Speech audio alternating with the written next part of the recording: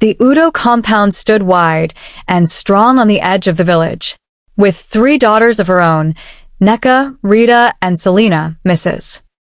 Udo did not see Miriam as a child to be loved but a responsibility to be managed. From the moment Miriam stepped into that compound with her tiny, barefooted steps, she was reminded daily that she was not one of them. She slept in the corridor beside the firewood shed while the daughters had soft mats and warm blankets. Yet Miriam never complained. Her silence became her strength, her composure her armor. As she grew, so did her beauty. Miriam was the kind of beauty that whispered rather than screamed. She was tall and slender, her skin smooth like the peeled bark of a palm tree, and her eyes glistened like morning dew under the sun. Her teeth were neat and white, her posture graceful, and her body curved in a way that made people stop mid-step. Yet she never noticed. She moved through life with the humility of a girl who had learned too early to make herself small in a world that gave nothing for free. Mrs. Udo's daughters were lovely in their own right, but theirs was a beauty that demanded attention. Colored wrappers, painted fingernails, jingling bracelets, and loud laughter. They bathed in attention and chased it down when it didn't come easily. Neka, the eldest, wore her pride like a crown. Rita, the middle one, loved to talk and tease. Selena, the youngest, had a secret smile and wandering eyes. Unlike Miriam, their beauty screamed for the world to listen. But Miriam had other things to focus on.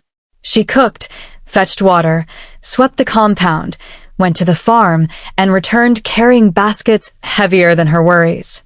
She understood the rhythm of survival. While the others danced and gossiped, she tilled the earth and gathered firewood. When men came calling, drawn by her rare beauty and whispered reputation, Mrs. Udo turned them away before Miriam could even know they existed. Not for her, the woman would say behind closed doors. She is only a helper here. Yet the village noticed her. Everyone noticed her. Mothers pointed her out as a role model. Elders nodded with approval when she walked by, head low, hands full of usefulness.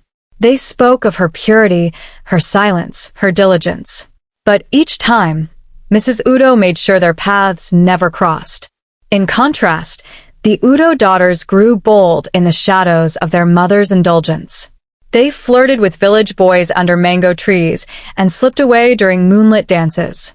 Neka, especially, lived on the edge of tradition, daring and defiant. Everyone knew, but no one spoke. After all, their mother was feared, a woman who could silence gossip with a single glance.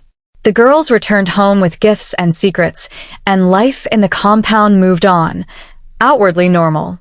But beneath the surface, the weight of everything untold began to shift. It was on a Tuesday morning when the news came. A man named Duke, a wealthy businessman from a neighboring village, had sent word. He had seen Neka once during a festival and was now ready to come and marry her. The village buzzed.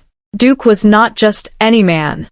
He was known for his riches, for the black SUV he drove, for the houses he owned in Lagos. He was, as they said, a lion among men. Every mother in the village wished he had chosen their daughter. Mrs. Udo glowed with pride.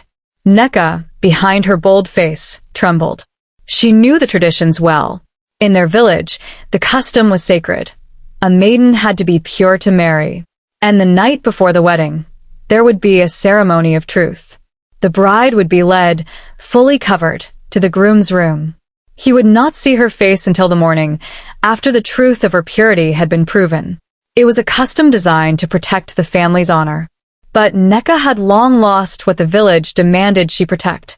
That night, while the compound slept and the stars blinked above like watchful eyes, Neka sat on the edge of her mat and wept. The wind whistled through the cracks in the wooden windows as she counted the risks. She had thought the past would stay buried, but now it sat at the doorway of her future. In her desperation, she went to her mother. And Mrs. Udo, after a moment of panic, smiled. To her, this was just another problem to fix. The smile that slid across her face was not one of joy, but of cold calculation. She had built too much status to let one mistake undo it. There had to be a way. And there was. A plan began to form. A cruel, twisted plan that required one thing: obedience. And that obedience would not come from her daughters, but from the orphan girl who owed her everything. The days ticked by. The compound grew louder with preparation. Drums echoed in the distance. Palm wine flowed like river water. Dancers rehearsed in the dust. And all the while, Miriam moved quietly, preparing food, washing clothes, smiling when smiled at, bowing when spoken to. She had no idea what storm was building behind her. The night of the ceremony arrived like thunder without warning.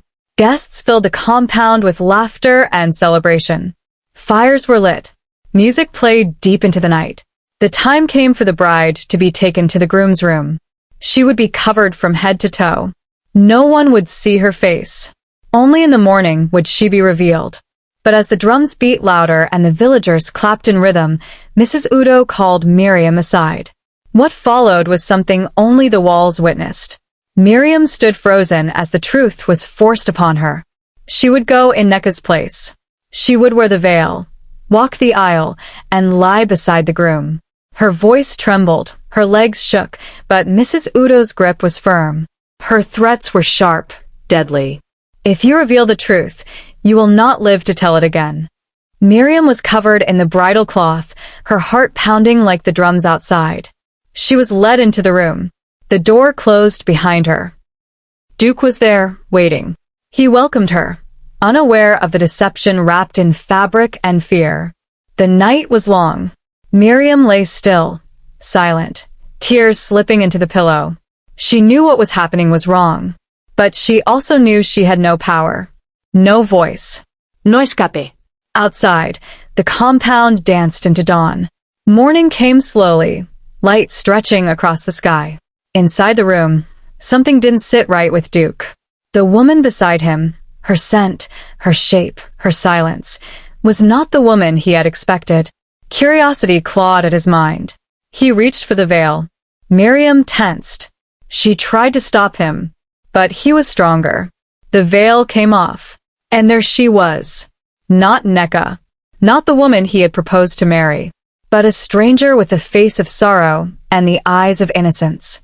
For a moment, time stopped. The wind outside paused. The birds silenced. And then everything changed. The air in the room turned thick like morning fog. Duke stared at the unveiled face before him, wide eyes swimming in tears, lips trembling with unspoken pain, and a body still curled in defeat. This was not the woman he had imagined, not the bride he had been promised. His heart pounded in his chest, and for the first time in his life, confusion outweighed anger. Miriam sat frozen, her arms clutched around her knees, the sheets clinging to her body like a final layer of defense. She could still hear Mrs. Udo's voice hissing in her ear. If you speak, you will vanish. The threat echoed louder than the drums that had played just hours before. She couldn't breathe, couldn't move, couldn't think past the rising panic. The purity she had guarded her whole life, the one thing she owned that could not be borrowed or stolen, had been taken, used as a cover for someone else's shame. Duke's mind raced. He had followed the tradition with honor. He had waited. He had come to the village to do what was right, to take a bride in truth. And now, the truth stared him in the face like a dagger. This woman was not Neka. And yet, she was no ordinary woman. There was something in her stillness, in the way her body seemed to carry 1,000 sorrows, that unsettled him. He stood, walked to the door, then turned back. His voice caught in his throat. His plans, his pride, his expectations crumbled in one night. But clarity struck like lightning. The woman before him had not come willingly. Outside, the village stirred with life. Chickens clucked, firewood cracked, and children ran across the compound, unaware of the storm about to break. The time had come for the bride to exit the room, still veiled, and present herself to the family. The unveiling was a sacred act, one meant to be done by the bride's parents. Yet something stirred in Duke's heart, a sense that this tradition had already been broken, long before he touched the veil. He stepped outside, holding Miriam gently by the hand, her face uncovered. Gasps filled the air like shattered glass. People whispered, some screamed, others simply stared. The groomsmen froze. The villagers stood still, their mouths wide open. The bride was not veiled. Her face, innocent and unfamiliar, was visible to all. And worse, it was not Nneka. Miriam's body felt like stone, her feet barely able to carry her. The compound that had always mocked her now stared in silence, unsure whether to pity or condemn. Mrs. Udo stood among them, her face a mask of horror. Nneka stumbled backward, pale and trembling. Rita and Selina held each other tightly, confused and afraid. A tremor moved through the crowd. The chief elder stepped forward, demanding to know what had happened. Duke raised his voice, not with rage, but with fire. He told the crowd everything. He had been deceived. The bride he had spent the night with was not the one promised to him. He had been tricked into sleeping with a woman who had no choice in the matter. And that woman was Miriam. The orphan they had all ignored, the girl who had worked silently under their noses, the girl whose virtue had been stolen to protect the honor of another. The compound, once filled with music and dance, turned quiet as a graveyard. The drums lay untouched. The dancers stopped their movements. Mothers covered their mouths. Elders looked at each other, unsure how to respond to such a disgrace. But then, the shock turned to wonder. Duke, in full view of the village, declared that he would no longer marry Nneka. The tradition had been broken. The deception had been too deep. Yet, what he had found instead, what he had felt in the eyes of the girl they had used, was something truer than any arranged marriage. He would marry Miriam, not by obligation, but by choice. The statement landed like a clap of thunder. Miriam staggered, confused. The words sounded too impossible to be real. Her whole life, she had been treated like an outsider, a helper, a shadow in someone else's story. And now, she stood in the center, with a man declaring love, respect, and a future. Mrs. Udo collapsed into a low stool, her hand gripping the edge of her wrapper. Her face twisted between rage and fear. Her perfect plan, crafted from years of manipulation, had turned into her greatest undoing. She had hoped to secure a future for her daughter, to claim a place in Duke's wealthy world. But instead, her deceit had handed everything to the one girl she had tried to keep underfoot. The villagers began to whisper among themselves. Some laughed, bitterly at first, then with satisfaction. Others clapped their hands in approval. Children ran through the compound chanting her name. Mothers who once ignored her now sang her praises. Elders nodded solemnly. They spoke of fate, of karma, of the spirits finally setting things right. The Udo daughters shrank into the background. Nneka's body trembled with shame. She couldn't meet anyone's eyes. The humiliation pressed on her like a stone. Rita and Selina stood frozen, their pride melted into dread. The tide had turned, and it had turned against them. Miriam was taken inside by the village women. They dressed her anew, this time not as a substitute, but as a bride. Her hands were oiled with sweet-smelling herbs. Her hair was decorated with fresh flowers. Her wrapper was folded and tied with care. This time, she was not covered in disguise. This time, she walked tall. Duke waited for her at the front of the compound, his eyes unwavering. When she stepped out, the sun hit her face like a blessing. Her beauty, once ignored, now seemed to shine with a light beyond skin. It was the light of survival, of rising from darkness, of dignity earned through pain. The wedding was held that afternoon, though the drums played a different rhythm. There was no dance of deception. No pretense. Just the union of two people, one betrayed, the other betrayed and risen. Mrs. Udo watched from the edge of the compound. Her lips were dry, her eyes dull. Her neighbors, once envious of her, now turned their backs. Her disgrace was complete, and with it came a silence that would follow her long after the wedding ended. As the sun dipped low and the sky burned gold, Duke took Miriam's hand and led her to the car. The vehicle, large and black, sparkled in the light. It was only then that the village noticed something new. The car had a government sticker. The license plate had a name tied to wealth, to power. Then came the whisper. He is not just a rich man. He is a multi-billionaire. The news spread with the force of thunder. The man Mrs. Udo had tried to trap was far greater than she had ever imagined. The wealth she had wanted to cling to was now in the hands of the orphan she had treated like dust. The villagers danced again, but this time for Miriam.